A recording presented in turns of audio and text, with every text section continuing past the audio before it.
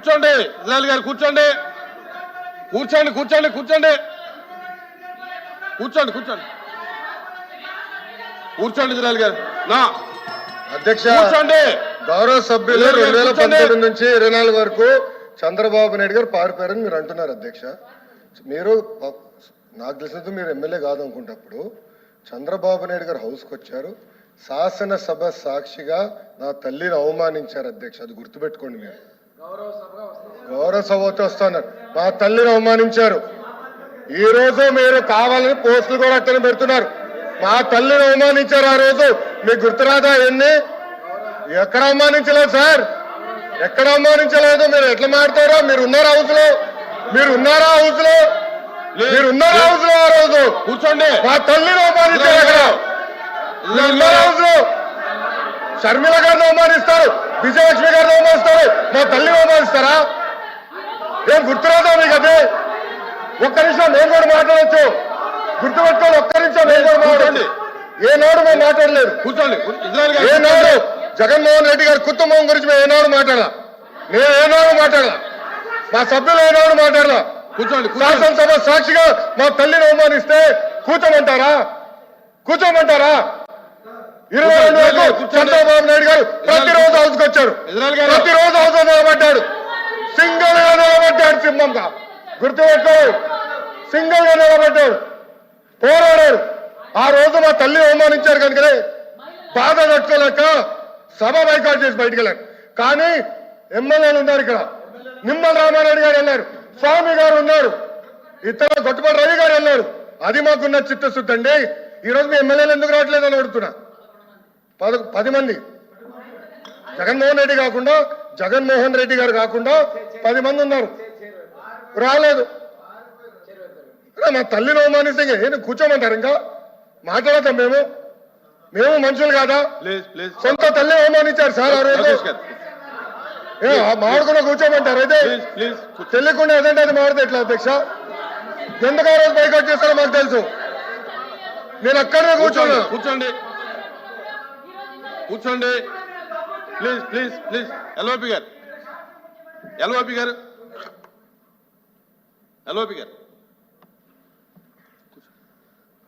Sir, ఇప్పుడు సభ్యులు వచ్చి మాట్లాడారు. ఇప్పుడు సందర్భాన్ని వచ్చి తీసుకొచ్చారు. ఎవరు తల్లిని, ఎవరు చెల్లిని, ఎవరు కుటుంబ సభ్యుల్ని ఎవరు అవమానించినా సరే ఎవరు కూడా ఉపేక్షించేది లేదు, సహించేది లేదు. దాన్ని ఎవరు సమర్థించేది కూడా లేదు. దాన్ని ఎప్పుడు కూడా సమర్థించాం దాన్ని. అది అలాంటి సందర్భాలు వచ్చి మళ్ళీ మనం లేని సందర్భాలను ఇక్కడ తీసుకొచ్చి సభల్లో ఉండి ఏ సందర్భం మాట్లాడుకుని ఏం చేసిన రికార్డులో ఉండదు అధ్యక్ష. రికార్డులో లేని విషయాల్ని, అవసరం లేని విషయాల్ని ఇక్కడ తీసుకొచ్చి అనవసరంగా హోందాగా మనం ప్రవర్తించాలి అధ్యక్ష. ఒక తప్పు కానీ దాన్ని మేము సమర్థించట్లేదు, ఎట్టి పరిస్థితుల్లో సమర్థించట్లేదు, ఎట్టి పరిస్థితుల్లో సమర్థించట్లేదు అన్నారు. ఎట్టి పరిస్థితుల్లో సమర్థించట్లేదు అంటారు సార్. అధ్యక్ష సమర్థించట్లేదు అంటారు. ఒక్క నిమిషం. ఇప్పుడు సమర్థించట్లేదు అంటారు. ఎవరైతే ఆ రోజు అవమానించారో టికెట్ ఇచ్చారు కదా అధ్యక్ష, మళ్ళీ సమర్థిస్తాం కాదా అది? ఎవరైతే మా తల్లిని అవమానించారో వాళ్ళకి మళ్ళీ టికెట్ ఇచ్చారు, వాళ్ళు ఓడిపోయారు, అది డిఫరెంట్ స్టోరీ. బట్ టికెట్ ఇచ్చినప్పుడు సమర్థిస్తాం కాదా అధ్యక్ష? అది ఎట్లా మాట్లాడతారు అధ్యక్ష? ఎల్ఓపి గారు దయచేసి ఆలోచించమని కోరుతున్నా. ఆ రోజు సమర్థించారు, టికెట్ ఇచ్చారు, ఓడిపోయారు ఆ వ్యక్తి. దానికని ఏమంటావు అధ్యక్ష? సో దయచేసి ఆనాడు చంద్రబాబు నాయుడు గారు 2.5 సంవత్సరాలు నాకు గుర్తున్నంత వరకు అధ్యక్ష 2.5 years హౌస్కి వెళ్ళారు. దాని తర్వాత ఎప్పుడైతే మా తల్లిని అవమానించారో అప్పుడే బయటకు వచ్చి వీడియోలు ఉన్నాయి, ఎవరేం చేస్తారో తెలుసు, రాష్ట్ర ప్రజలు ఆనాడు చూశారు, అన్ని బయట ఉన్నాయి అధ్యక్ష. మళ్ళీ ఎందుకు సమర్థిస్తారో రాకపోతే అర్థం అవట్లేదు. ఒకసారి అధ్యక్ష సార్, ఇప్పుడు బడ్జెట్ మీద చర్చ కొనసాగట్లేదు. ఆరోపణలు అధ్యక్ష. నేను అన్నదానికి వాళ్ళు మాట్లాడారు. మా నాయకుడు ఇప్పుడే మా లోకేష్ రావు గారు చెప్పారు, సభలో గౌరవ సభలో అవమానించారు కాబట్టి ఈ సభని గౌరవ సభగా మార్చి ముఖ్యమంత్రిగా వస్తామని సభలో చెప్పి మేము బయటికి వెళ్ళాం అధ్యక్ష. సమాధానం ప్రజలకు చెప్పకుండా వెళ్ళలేదు అధ్యక్ష. రెండోది, బొత్స గారు ఎల్ఓపి గారు 2014-19 ఇదే హౌస్లోకి మాట ఇచ్చారు అధ్యక్ష.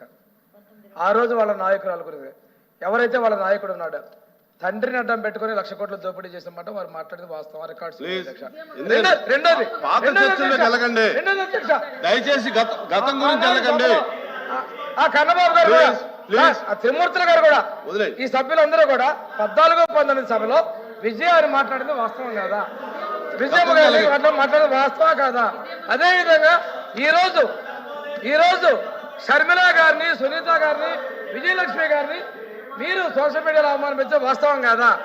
ఈ రోజున ఇదే సభలో రికార్డ్స్ ఉన్నాయి అధ్యక్ష.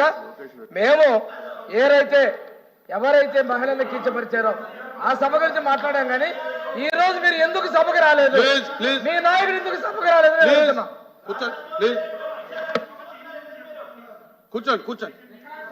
ఎందుకంటే గతంలో చూసాం ఆ సభలో ఆ రోజు ముఖ్యమంత్రిగా ఉండి జగన్మోహన్ రెడ్డి గారు చంద్రబాబు నాయుడు గారు కుటుంబ సభ్యుల్ని ఈ విధంగా మాట్లాడుతుంటే ఆ రోజు ఎకిల్ నవ్వులనేవి సమాజం తలదించుకునే విధంగా చేయడం జరిగింది.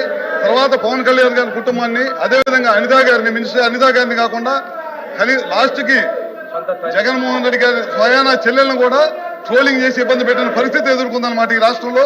ఇలాంటి వాళ్ళ కోసం ఇవాళ పోడియం చుట్టుముట్టి రాష్ట్రానికి సంబంధించిన టయాన్ని, ఏదైతే మంచి ప్రశ్నలు, ప్రజలకు ఉపయోగపడే ప్రశ్నలు అడుగుతున్నారో ఆ టయాన్ని అన్నింటిని కూడా వేస్ట్ చేస్తూ సమాజం తలదించుకునే విధంగా ఇవాళ సభ్యులు ప్రవర్తించడం చాలా బాధాకరమైన విషయం అని చెప్పి కూడా మీ ద్వారా తెలియజేసుకుంటూ సెలవు తీసుకుంటున్నాను. ప్లీజ్ కూర్చోండి. ఎల్వైపి గారు కూర్చోబెట్టండి. ఇప్పుడు ప్రశ్నల సమయం, చర్చ జరుగుతుంది, చర్చలో పాల్గొమనండి. మీరు వేరే ఫార్మెట్ లో రండి.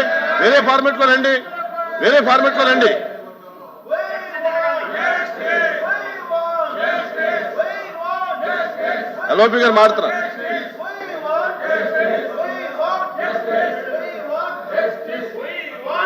కూర్చోండి, దయచేసి కూర్చోండి. మీ సీట్లో కూర్చోండి.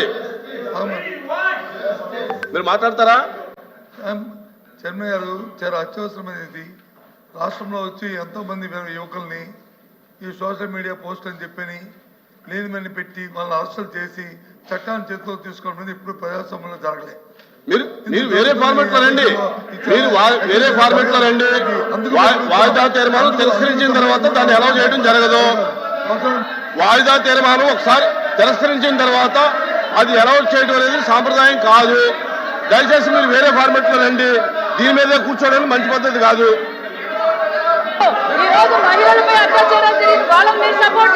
కూర్చోండి.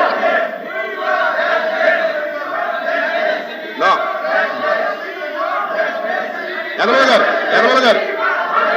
గారు శ్రీకాంత్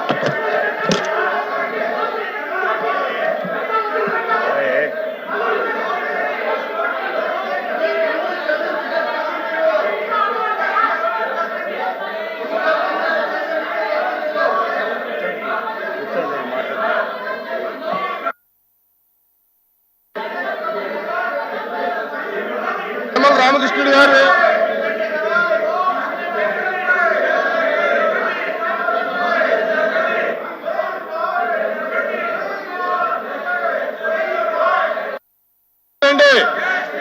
మీరు వేరే ఫార్మెట్ లో రండి.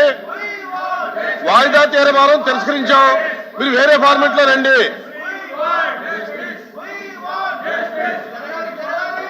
రామకృష్ణుడు గారు.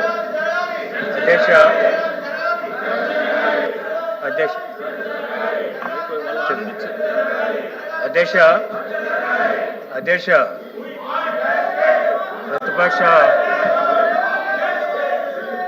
ప్రతిపక్ష సభ్యులందరూ కూడా వాయిదా ఇవ్వడం అనేటువంటిది వాళ్ళ హక్కు అధ్యక్ష. అంటే వాయిదా ఇచ్చిన తర్వాత ఆ చైర్మన్ గారి ఇష్టం, అది డిజాల్వ్ చేశారు. మీరు డిజాల్వ్ చేసిన తర్వాత సభ్యులు ఈ విధంగా గొడవ చేయడం అనేటువంటి కరెక్ట్ కాదు. అలాగే వెళ్ళలోకి వచ్చి ప్రొసీడింగ్స్ అన్నీ కూడా ఆఫ్ చేయడం కూడా కరెక్ట్ కాదు అధ్యక్ష. వారు నిజంగా చిత్తశుద్ధి సోషల్ మీడియా మీద కానీ లేకపోతే వారు ఇచ్చినటువంటి వాయిదా తీర్మానం మీద కానీ డిస్కస్ చేయాలనుకున్నప్పుడు తమరు ఆదేశించిన ప్రకారంగా వేరే నోటీస్ ఇచ్చి రమ్మనండి, అభ్యంతరం లేదు. అంటే తెలుగుదేశం పార్టీ ఎప్పుడు కూడా, మా ప్రభుత్వం కూడా ఎంతవరకు సోషల్ మీడియాలో ఎవరు ఏ విధంగా చేశారనేటువంటిది బయట పెట్టడానికి మేము కూడా సిద్ధంగా ఉన్నాం. అంచేత ఎవరెవరు వెనకాలన్నారో దాన్ని కూడా క్షుణ్ణంగా చర్చిస్తాం. మాకు అవకాశం ఇవ్వండి, తర్వాత మేము నోటీస్ ఇస్తాం. ఆ నోటీస్ మీరు అడ్మిట్ చేసి ఆ కార్యక్రమాన్ని నెరవేర్చేందుకు కోరుతున్నాం అధ్యక్ష. మీరు వేరే ఫార్మెట్లో రండి, వాళ్ళు చర్చించడానికి సిద్ధంగా ఉన్నారంటున్నారు. ఎలా చేద్దాం? ఎల్ఓపి గారు, ఎల్ఓపి గారు, సత్యబాబు గారు, ఎల్ఓపి గారు,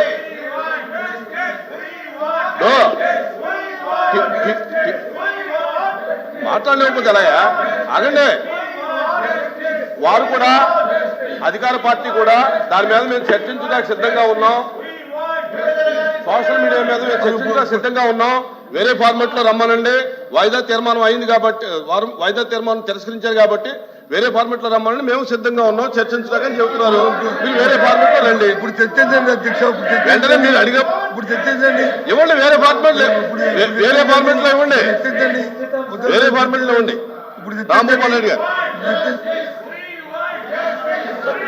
వేదవతి ప్రాజెక్టు నిర్మించినందువల్ల ముఖ్యంగా కర్నూలు పశ్చిమ ప్రాంత రైతాంగానికి చాలా మేలు జరుగుతుంది అధ్యక్ష. అంతేకాకుండా లక్షలాది మంది ప్రజలు ఈ రోజు కూడా వలసలకు వెళ్ళిపోతున్నారు అధ్యక్ష.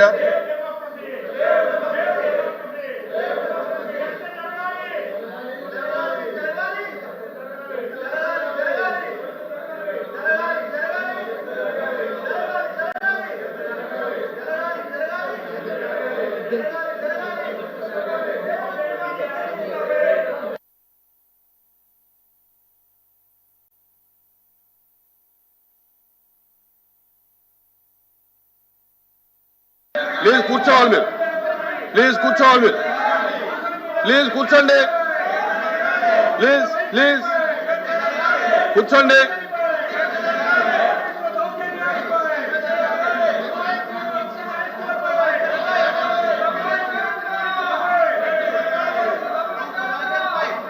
Please please SIT down, please. వలస పోయినందున 9 ఏళ్ల చిన్నారిని వాళ్ళ తాత దగ్గర పెట్టిపోయింది అధ్యక్ష.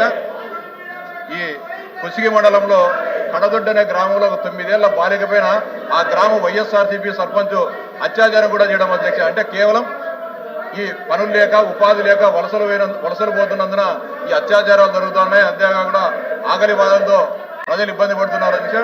మీ ద్వారా ప్రభుత్వానికి విజ్ఞప్తి చేస్తారంటే ఖచ్చితంగా కర్నూలు ప్రాంతం సస్యశ్యామలంగా అయ్యేదానికి తగు చర్యలు తీసుకుని దీనికి గాను వేదవతి ప్రాజెక్టును త్వరితగతిన చేపట్టాలని చెప్పి విజ్ఞప్తి చేస్తాను అధ్యక్ష. ఓకే, మంత్రి గారు రిప్లై.